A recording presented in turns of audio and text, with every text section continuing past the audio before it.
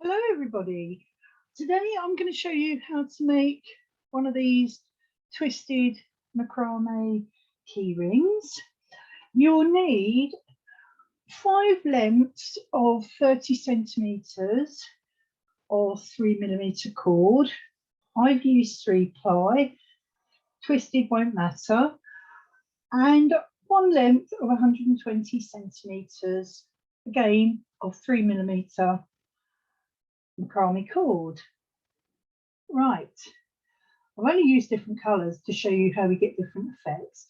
Right, I'm going to take all 5 of the 30 centimetre strands, put them together and put them through this key ring. I'm going to put them through the ring, right, there we go, and just pull them down and set them in.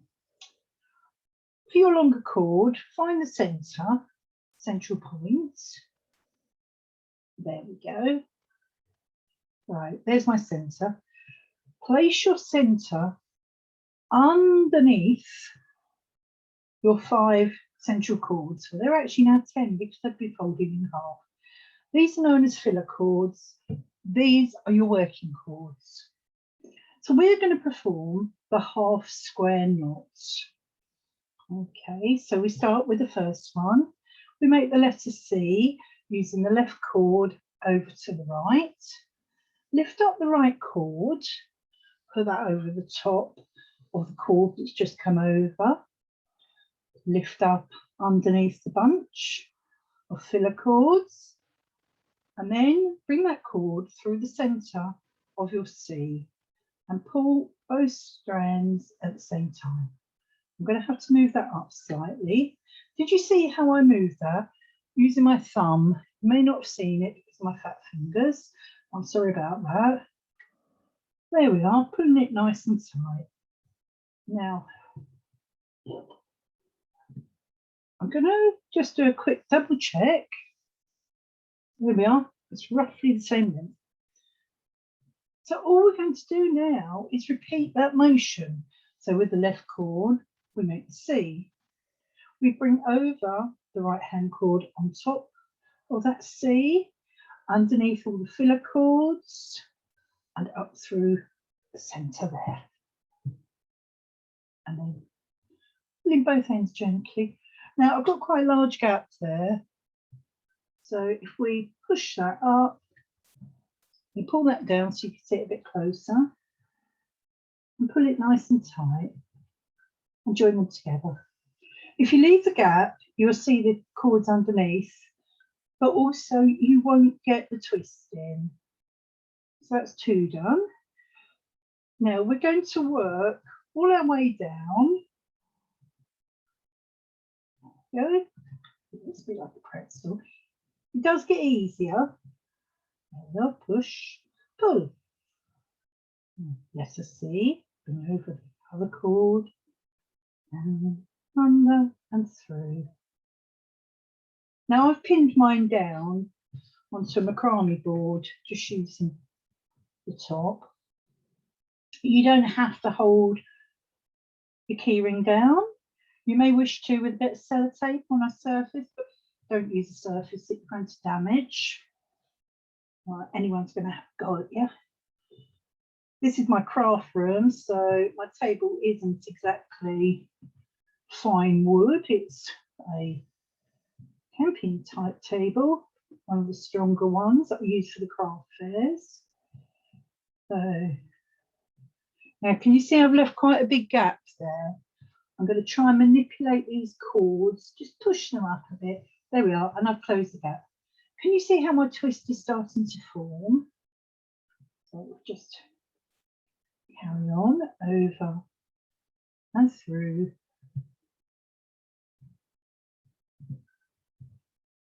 I'm pulling both cords at the same time. I'll do a slight gap. There's my C. Some hints on this and tips. If you want to use more cords in the centre to get a thicker cord chain, you need to use a longer cord. There's no actual mathematical formula for how extra long, how much extra length you should include. So it really is trial and error. Also, when you're making your C, can you see what I've done with my left-hand cord? I've just put it up the top out of the way, so it naturally, it's got to come over the top of that, under, and through. Sorry, that was my right cord. I do get my left and right mixed up, so you have to bear with me. See, and down, under, and through. And someone said to me it makes a pretzel shape. I don't think I've had pretzels. So down, under all those cords, and through. Hopefully you're getting the gist now of what we're doing. You can fast forward through if you're getting bored, but I'm going to keep going until I finally get to the end. Now, my end will be when these two cords here are roughly the same length as the centre cord, so I will stop then. So there's no hard and fast number of amount of half square knots I'm going to do.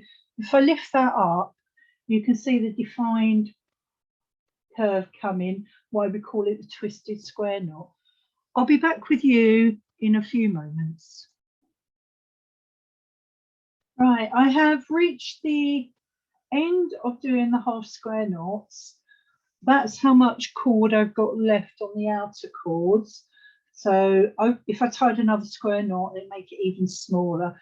So what I'm going to do now, just let me unhook this from here.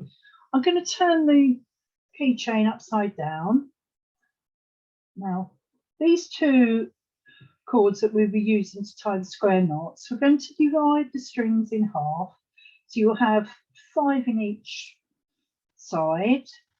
And we're going to use these two cords to tie a shoelace knot. There we are. So just the normal overhand knot. Call it a shoelace knot because most people know what I'm talking about. Over the top, through the middle. Just tie one of those and give it a good old tug. That helps secure the cords. Now, here's your keychain. I'm going to say to you that it's sort of finished because we need to now trim it. So these are my good scissors. Right.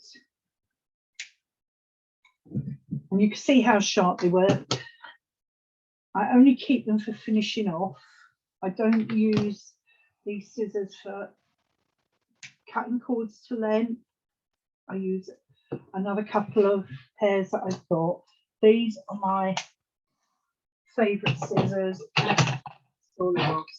Right, now just using a comb. Now this could be a pet comb. I have got some of these macramé combs, but